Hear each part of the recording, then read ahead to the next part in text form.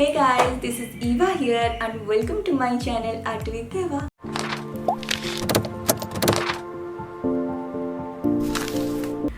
And today my topic is this. And here I am using some old plastic stuffs like plastic bottles, jar, box, which is very commonly found in anyone's home. Friends, it's a very budget friendly DIY craft, so let's move to the project.